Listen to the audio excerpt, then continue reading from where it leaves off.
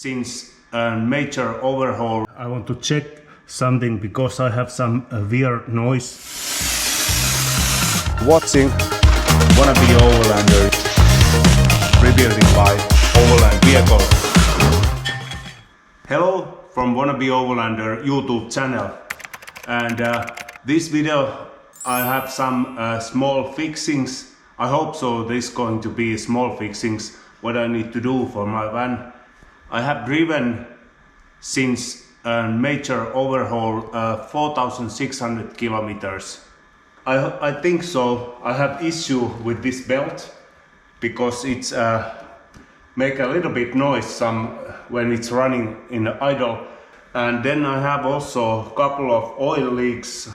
I think the most of the oil leaks come from the valve cover, so I think I need to take it off and put some silicone there. And I had also a couple of coolant leaks. One was the little bit loose hose clamp, and I think the engine block, that electric heater core.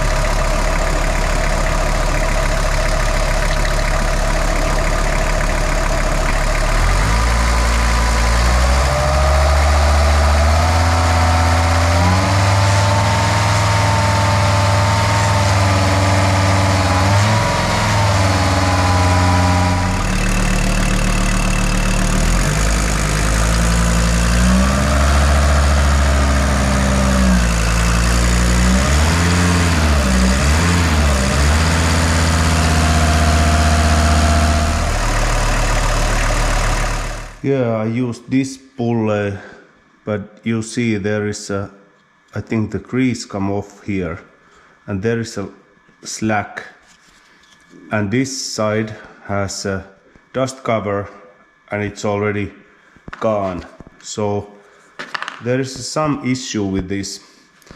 But I had this kind of tensioner pulley earlier, but the thing is the belt running only one side, which is too much in. So I think if I use this one, it has about 2-3 millimeter another align. So perhaps the bearing is in the middle of on that time. But then I need to find the nut here in this side. This is 12.9 grade bolt. Also, I found the one thing which could cause the idler wobbling. So you could see there are not the big bumps, but anyway, I don't like that.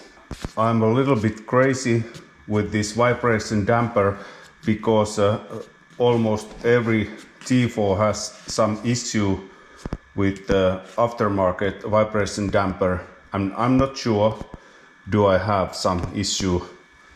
So I decided to order one more for me. I have a new one in my van, my AAB engine, but I'm order the new one. First I'm order gauge damper. I think this might be the little bit better quality. It's cost about 150 euros.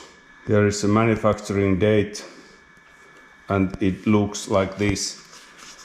And then in one Facebook group in Finland, transporter group, someone say always if you have an original one, you don't have an issue with the vibrating. So I'm order the original one, and here is the part number, and this is the same damper which is used in the 2016 up to 2016 in the Volkswagen Crafter, so it's not a very rare part yet, but definitely there is several part numbers in T4, and after that they changed all to come to only this part number. This is the last model which they make.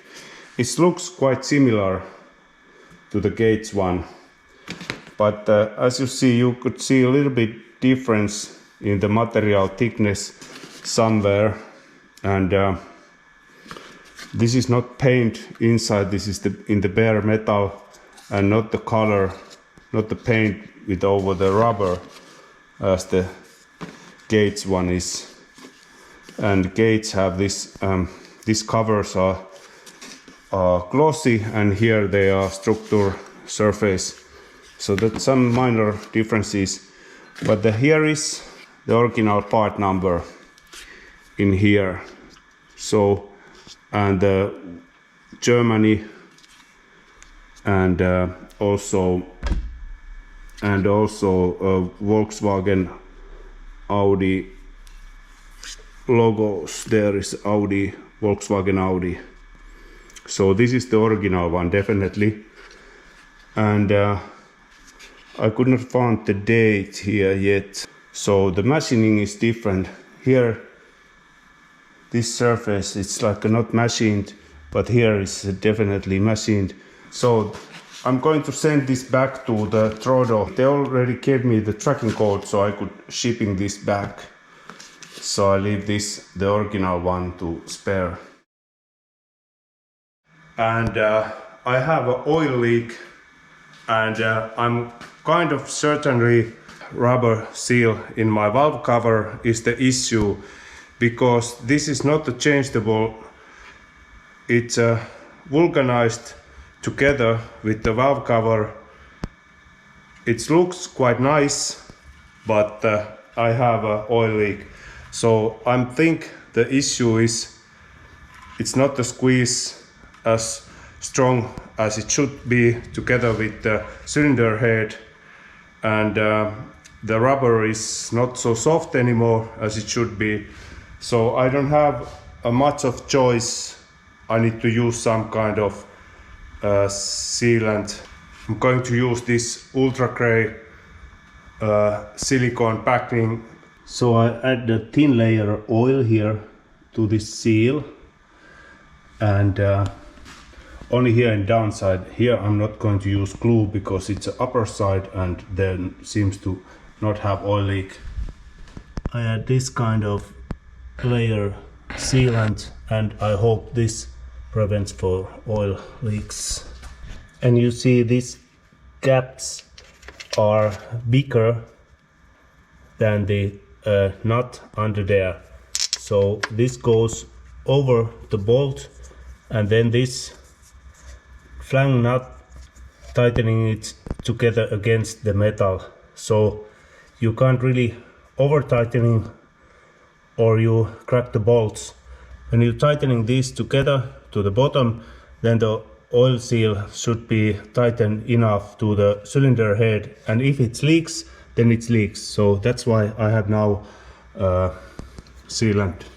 I took off the gearbox oil. I had a little bit wrong oil. It's okay for the gearbox, but not for the transfer case, the beaver box.